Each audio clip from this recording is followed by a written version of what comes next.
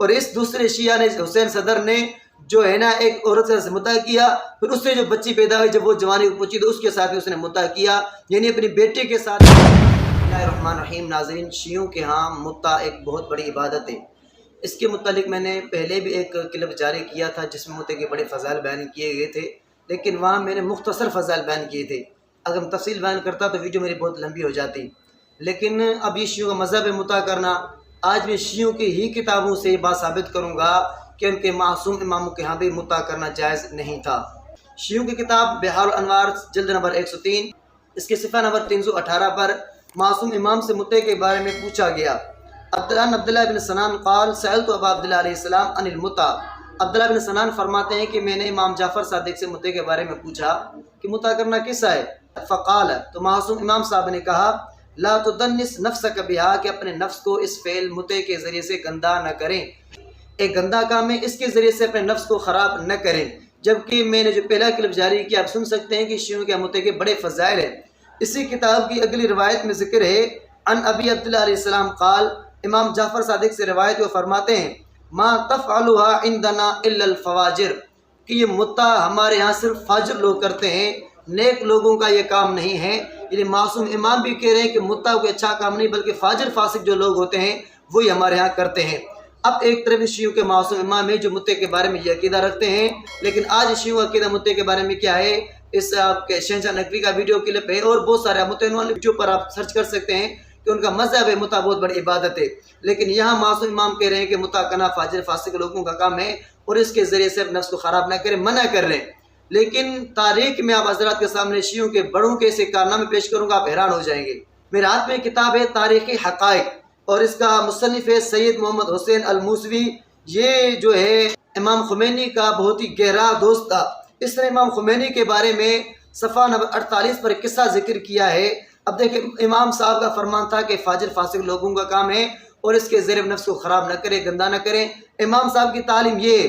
لیکن شیعوں کے بڑے خمینی کے کارنامے سنیں۔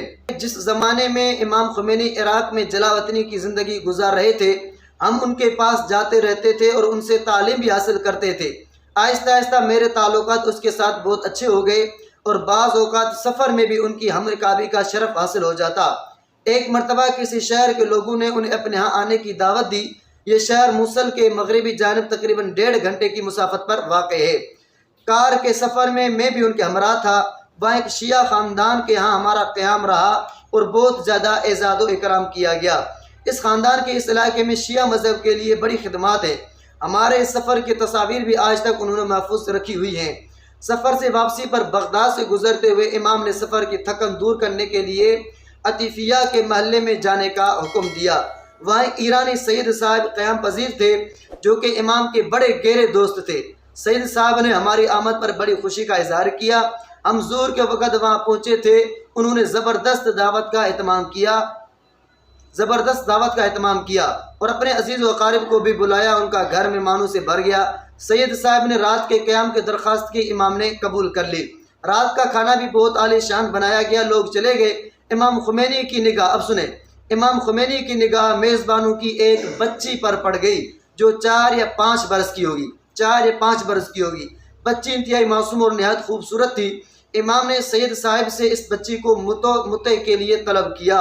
اس کے باپ نے نہایت خوشی کے ساتھ رضامندی کا اظہار کیا۔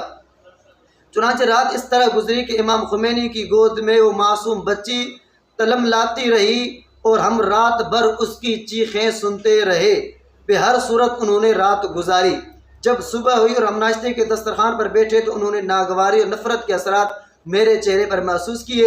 اگر مطع کرنا ہی تھا تو گھر میں نوجوان اور بڑی عمر کی عورتیں موجود تھیں، آخر ایک معصوم بچی کے ساتھ مطع کی کیا ضرورت تھی؟ دیکھیں آگے بھی انہوں نے تفصیل لکھی ہے، لیکن اب دیکھیں امام خمینی کے کارنامے یہ ہیں کہ معصوم بچی جس کی عمر 3 یا 4 سال ہے اس کے ساتھ مطع کیا ہے، جس کے بارے میں ان کا دوست کہہ رہا ہے کہ سارے ہم چیخیں سنتے رہے۔ یہ ان کے بڑوں کے کارنامے، جبکہ معصوم امام نے کہا کہ گندا فعل ہے اور یہ فاسق فاجر لوگوں کا کام ہے، یہ کام نہیں کرنا چاہیے۔ اسی کتاب کے صفحہ نمبر 57 پر بھی انہوں نے ایک عجیب و غریب قصہ ذکر کیا ہے۔ انسان سوچ بھی نہیں سکتا کہ کوئی صاحب عقل انسان اس طرح کر سکتا ہے۔ یہ کہتا ہے کہ ایک خاتون میرے پاس آئی اور انہوں نے اپنے ساتھ پیش آمدہ ایک حادثہ میرے روبرو بیان کر کے اس کے متعلق شرعی حکم پوچھا۔ اس خاتون کا کہنا تھا کہ جب جناب حسین الصدر نے آج سے 20 سال قبل میرے ساتھ متع کیا، جس کے نتیجے میں میرے یہاں ایک خوبرو بچی پیدا ہوئی، اور وہ بچی جب جوانی کی حدود میں پہنچی تو مجھے یہ معلوم کر کے حیرانگی ہوئی کہ وہ حاملہ ہے۔ میرے پوچھنے پر اس بچی نے بتایا کہ موصوف یعنی جس نے اس والدہ کے ساتھ متع کیا تھا، حسین صدر نے، موصوف مذکور نے اس کے ساتھ بھی متع کیا ہے۔ یہ سن کر میرے ہوش حواس ہی گم ہو گئے کہ بچی کے باپ نے اس کے ساتھ متع کیا ہے۔ اس خاتون نے حلفیہ یہ واقعہ بیان کیا۔ ناظرین دیکھیں، یہ مذہب شیعہ کی اصل اور بنیاد کہ امام صاحب نے کہا گندہ پھیلے، فاسق فاجر لوگوں کا کام ہے، لیکن امام خمینی نے معصوم بچی کے ساتھ متع کیا، زنا کیا، جو ساری رات چیختی رہی۔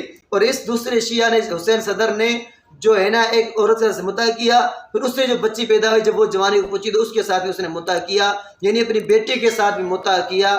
یہ مذہب شیعہ کے صرف اپنے نفس کی خواہش کو پورا کیا جاتا ہے، یہ کوئی شریعت نہیں، یہ اہل بیت کا مذہب ہے، اور اہل بیت ان سے ہزاروں گنا بہتر تھے، ان گندے کاموں سے وہ بالکل بالا تر تھے۔